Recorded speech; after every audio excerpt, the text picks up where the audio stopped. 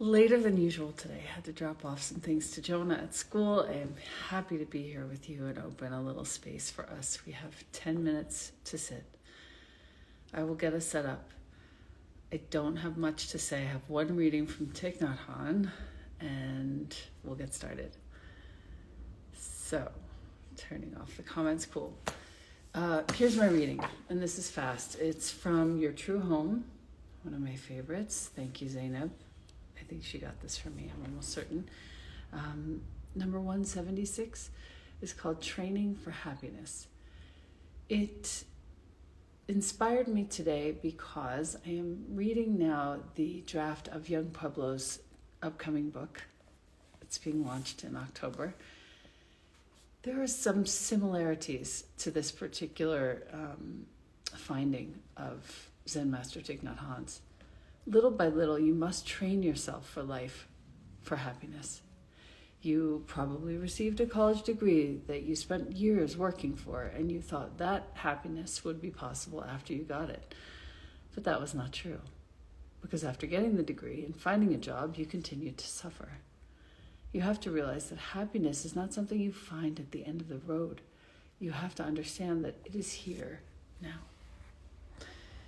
In Young Pueblo's upcoming book, which is why I keep posting about him and sharing his quotes, he talks about the fact that we actually have to practice that which we wish to achieve. Even if the achievement is more contentedness, we actually have to practice it in our bodies. And the only way that I have found to practice this is through sitting. So let's just be quiet, shall we?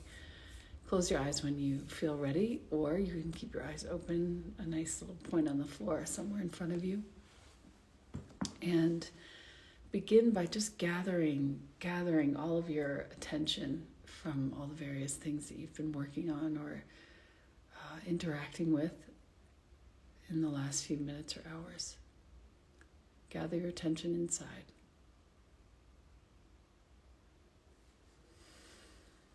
Arrange your spine, grow taller. Perhaps you can spread out your collarbones and relax your shoulders.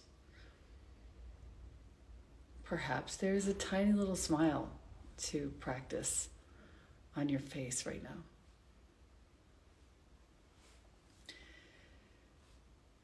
Taking a few deep breaths here just to recall the reason why you decided not to press another button and skip away from here.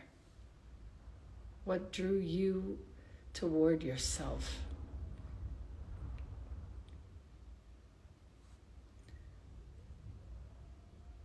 It's not for me that you stay here, it's for yourself. Continue deepening your breathing and perhaps lengthening your exhalations so that you can incite your parasympathetic nervous system to come online, to calm the systems of your body.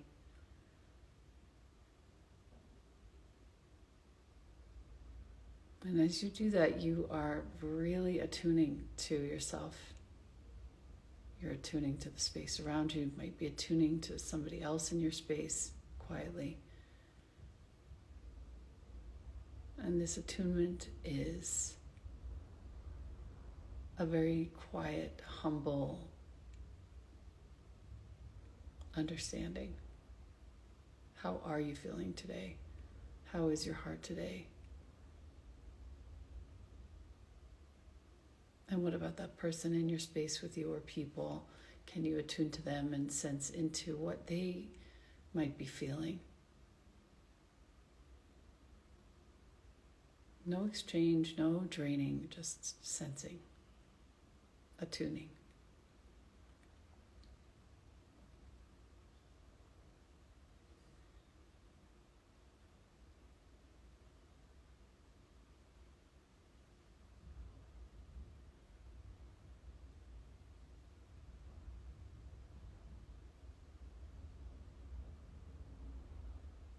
And as we spend the bulk of our time together here in the next few minutes, considering what might serve when you get up from this seat, what might be helpful for yourself, for others with whom you will come into contact. And let those considerations fragrance your seat for the next few minutes in silence.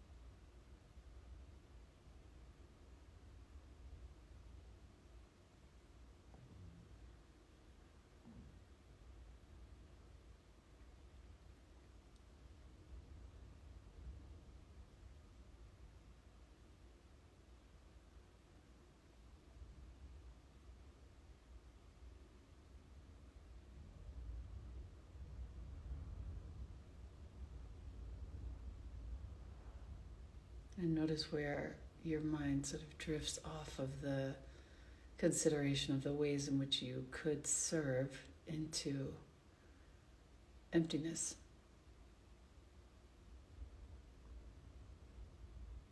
We just have one more minute here together.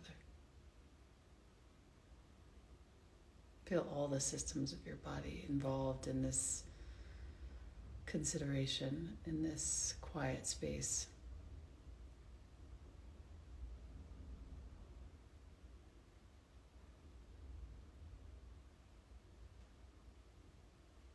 In this way, we move the attention off of ourselves and onto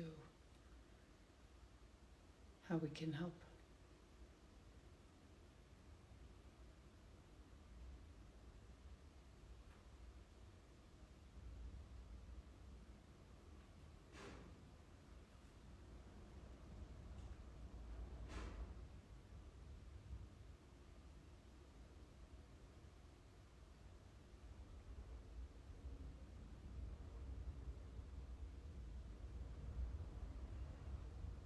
Bring a little smile to your face and bring your hands wherever they feel most impactful. Your heart, your belly, hands in prayer, whatever feels good. Bring your chin down toward your chest and take a moment to think about how you can engage with what it is that you've just considered. What is the service that you can offer right now? How can you take care of yourself? How can you perhaps take care of someone else in your space? How will you actually bring that to fruition?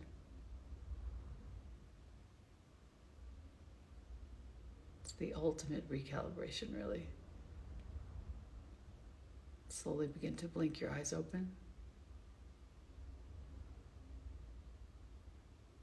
And gently come back. Nice.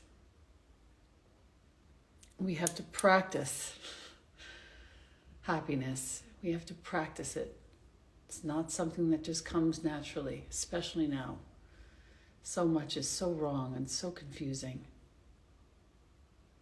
So we practice by walking ourselves through this process of gathering ourselves so that we can really serve in some way. Whether it's serving ourselves because we are the ones who need it the most right now, and you know if that's true for you, or if it's serving others. The kind of liberation that we experience when we really help take care of people, when we turn our attention away from ourselves and onto others, when we consider how even just our slightest nuance in behavior can make a huge difference in somebody's day. These are the ways in which we can start to shift this collective confusion, little tiny moment at a time. I do hope this is helpful. I can't wait to see you again next Wednesday. And you will find me live on Saturday morning with Glow. Come and take some yoga with me, 45 minutes, internal intelligence. It's a good one. I've been practicing it. Thank you so much for being here. Sending you love.